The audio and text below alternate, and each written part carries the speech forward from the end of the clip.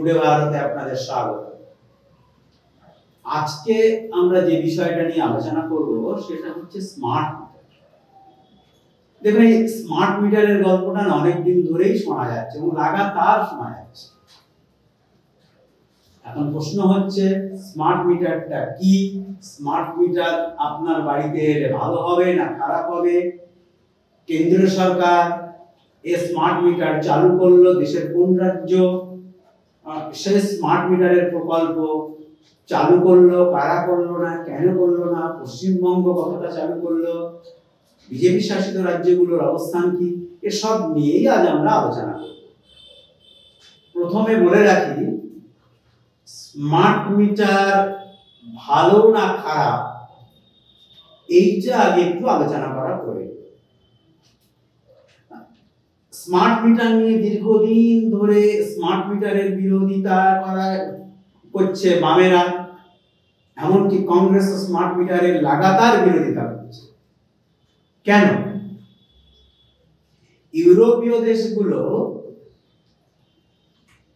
এখনো স্মার্ট মিটারের সম্মতি দেয়নি। তার কারণ তারা মনে করছে এআই পদ্ধতিতে, অর্থাৎ আর্টিফিশিয়াল ইন্টেলিজেন্স, আপনার বাড়িতে মিটার থাকবে, মিটার রাজ্য সরকার আপনার ওইখান থেকে রাজ্য সরকারের হেড অফিস থেকে নিয়ন্ত্রণ হবে, এআই পদ্ধতিতে নিয়ন্ত্রণ হবে।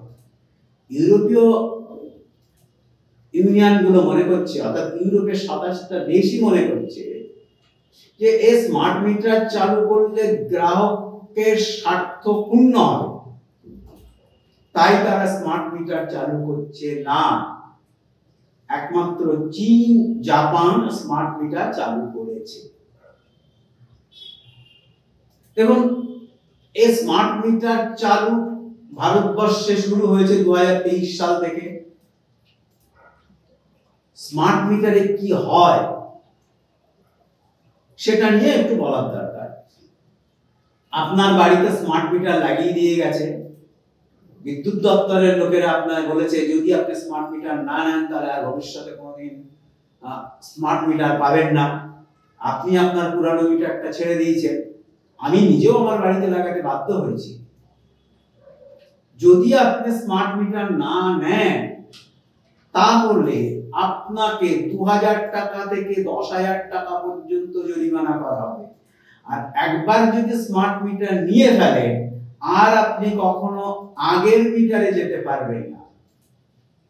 রাজ্য সরকার হুমকি দিচ্ছে, রাজ্য সরকার জরিমানা করছে, কেন্দ্রীয় সরকার তাদের সমর্থন জানাচ্ছে। বাড়িতে বসে আপনি জানতে পারছেন আপনার মিটারে কি টাকা আসছে কি টাকা আসছে না, সবটা কি আসল? বিভিন্ন রাজ্য শুধু নয়, ইউরোপীয় দেশগুলো বলছে না, স্মার্ট মিটারে যে মিটার রিডিং নেওয়া হচ্ছে, যেভাবে নেওয়া হচ্ছে, যে পদ্ধতিতে নেওয়া হচ্ছে তা আসল নয়।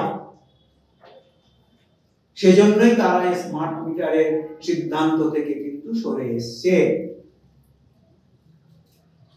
আমাদের রাজ্য কিন্তু একটু অন্যান্য রাজ্যের থেকে এগিয়ে আছে। অসম হচ্ছে 1 নম্বরে,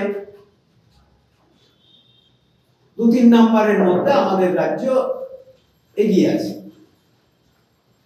কেন তার ব্যাখ্যা আমি যাব, তার আগে একটা জিনিস বলে রাখি, বিজেপি শাসিত রাজ্যগুলো কিন্তু এখনো পর্যন্ত বিজেপির সব রাজ্য কিন্তু স্মার্ট মিটার চালু করেনি। এর মধ্যে প্রথমে রয়েছে মণিপুর, বিহার, গোয়া, এমনকি রাজস্থান। যে গুজরাট থেকে অমিত শাহ এবং নরেন্দ্র মোদী দিল্লিতে বসে আছেন, কুর্সিতে বসে আছেন, সেই গুজরাটে মাত্র 1.6% মানুষ স্মার্ট মিটার নিয়েছেন। মাত্র 2 লক্ষ লোক স্মার্ট মিটার নিয়েছেন। তাও মোদী সরকার হুমকি দিয়েছে বলেই এত বড় আন্দোলন হয়েছে যে গুজরাটে আর স্মার্ট মিটার বসানোর হিম্মত দেখায়নি বিজেপি সরকার। আপাতত সেটাকে স্থগিত রাখা হয়েছে। প্রথমে হুমকি দেওয়া হচ্ছিল না নিলে 10,000 টাকা করে জরিমানা দেওয়া হবে, সেই হুমকির কাছে গুজরাটের মানুষ মাথা নত করেননি। আগামী বছর ভোট, মোদী অমিত শাহ ঝুঁকিও নেননি। স্মার্ট মিটার কিন্তু এখন পিছু পাওয়া যায়। কিন্তু অসম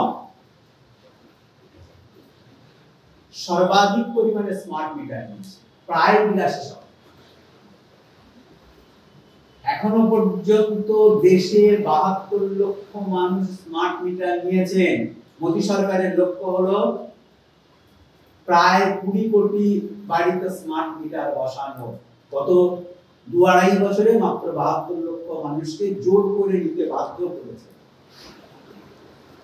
এই জোর করে নিতে বাধ্য করানোর জন্য বিভিন্ন রাজ্যে আন্দোলন হচ্ছে। 12টা রাজ্য, কেরল, তামিলনাড়ু, কর্ণাটক, এইরকম 12টা রাজ্য মোদির এই স্মার্ট মিটার প্রকল্পে সম্মতি জানায়নি। তবু এই 72 লক্ষ মানুষের কাছ থেকে স্মার্ট মিটারের অগ্রিম টাকা বাবদ কেন্দ্রীয় সরকার আয় করেছে 9,000 কোটি টাকার বেশি। ভাবতে পারছেন? 9,000 কোটি টাকা আয় করে সেই টাকা ব্যাংকে খাটিয়ে লাভ করা হবে। আর কাদেরকে বরাদ্দ দেওয়া হচ্ছে? টাটা গোষ্ঠীকে বরাদ্দ দেওয়া হচ্ছে, আদানিকে পর্যন্ত বরাদ্দ দেওয়া হচ্ছে স্মার্ট মিটার তৈরির জন্য। আমাদের রাজ্য কেন, যেখানে কেরল, কর্ণাটক, তামিলনাড়ু না বলে দিল, আমাদের রাজ্য কেন রাজি হয়ে গেল? প্রথম মমতা বন্দ্যোপাধ্যায় বলছিলেন না আমি স্মার্ট মিটার নেব না। কেন? স্মার্ট মিটারে বলা হচ্ছে সন্ধ্যে 6টার পর থেকে সকাল 6টা, এই সময় আপনি যে পরিমাণ বিদ্যুৎ ব্যবহার করবেন তাতে আপনাকে দ্বিগুণ মাসুল দিতে হবে, অর্থাৎ প্রতি ইউনিট। আমাদের রাজ্যে এখন প্রতি ইউনিট যদি 100 ইউনিটের কম আপনি মাসে ব্যবহার করেন তাহলে প্রতি ইউনিট হচ্ছে 6 টাকা 85 পয়সা। আপনি সন্ধ্যে 6টার পর থেকে ভোর 6টা পর্যন্ত, সকাল 6টা পর্যন্ত আপনি যাই চালান না কেন আপনাকে দিতে হবে প্রায় 13 টাকা 17 পয়সা 1 ইউনিট বিদ্যুৎ করায়। 7 বছর অন্তর আপনাকে স্মার্ট মিটার বদলাতে হবে। তখন যদি আপনি এখনকার দামে বদলান তাহলে তখন মিটারের দাম পড়বে 5,000 টাকা। তখন মিটারের দাম পড়বে 5,000 টাকা। প্রতি 7 বছর অন্তর আপনাকে বদলাতে হবে। আর একবার স্মার্ট মিটার নিলে আপনি আর জেনারেল মিটারে কিনতে পারবেন না। মনে রাখবেন, সকাল থেকে সন্ধ্যে 6টা পর্যন্ত আপনি যে বিদ্যুৎ চালাচ্ছেন তাতে আপনাকে দিতে হবে 6 টাকা 85 পয়সা। আর সন্ধ্যে 6টা থেকে সকাল 6টা পর্যন্ত আপনাকে দিতে হবে 13 টাকা 70 পয়সা। ভাবতে পারছেন কিভাবে লাভ করছে কেন্দ্র এবং রাজ্য সরকার? বিভিন্ন রাজ্য বিদ্যুৎ প্রকল্প বিভিন্ন রাজ্যে যৌথ আওতায় পড়ে, তা সত্ত্বেও পশ্চিমবঙ্গ সরকার এই প্রকল্পটাকে রুখে নিয়েছে। তার কারণ হচ্ছে পশ্চিমবঙ্গের সরকারের কাছে যে পরিমাণ টাকা অগ্রিম জমা পড়েছে তা থেকে পশ্চিমবঙ্গ সরকার সুদ বাবদ যে টাকাটা আয় করবে তাতে আমার ধারণা বিদ্যুৎ দপ্তরের সমস্ত কর্মীদের মাইনে দেওয়া হবে, শুধুমাত্র সুদ পাবে। আর লক্ষ্মীর ভান্ডার, যে পরিমাণ টাকা অগ্রিম বাবদ নেওয়া হবে তাতে লক্ষ্মীর ভান্ডার হয়ে যাবে। মমতা বন্দ্যোপাধ্যায় বলছে যে আমি স্মার্ট মিটারে রাজি হই, এখন রাজি হচ্ছে। কেন রাজি হয়েছে? বিদ্যুৎ দপ্তর সূত্রে আমাদের কাছে যে খবর তাতে হচ্ছে স্কুলগুলো, বিশ্ববিদ্যালয়গুলো, রাজ্য সরকারের বিভিন্ন দপ্তর, বিভিন্ন মানুষ প্রচুর টাকা বাকি রেখেছে স্মার্ট মিটারের আগে হওয়া পর্যন্ত। এখন তাদেরকেও নাকি স্কুলগুলোকে অগ্রিম বাবদ টাকা দিতে হবে। তাই জন্য তিনি স্মার্ট মিটারটাকে লাগু করেছেন এবং তাতে মানুষকে বিপদে ফেলে দিয়ে আপনাকে অগ্রিম রিচার্জ করতে হবে। আপনি যদি হঠাৎ আপনার রাতের বেলা টাকা ফুরিয়ে যায় তাহলে আপনি খুব বেশি হলে একদিন সময় পাবেন হাতে। যদি আপনি সেই টাকাটা না দিতে পারেন কালকে থেকে আর আপনার ইলেকট্রিসিটি আপনার বাড়িতে আসবে না, এমনি বন্ধ হয়ে যাবে। মনে রাখবেন, দেশের 12টা রাজ্য কিন্তু মোদী সরকারের এই সিদ্ধান্ত মেনে নেয়নি। তারা রীতিমতো হুমকি দিয়ে বলেছে বিদ্যুৎ দপ্তর যৌথ তালিকায় পড়লেও আমরা কেন্দ্রের এই সিদ্ধান্ত মেনে নেব না, জোর করে চাপালেও মেনে নেব না। কিন্তু মমতা বন্দ্যোপাধ্যায় মেনে নিয়েছেন শুধুমাত্র লক্ষ্মীর ভান্ডার আর নিজের ট্যাক্সাল বোঝানোর জন্য। নমস্কার, ভালো থাকবেন।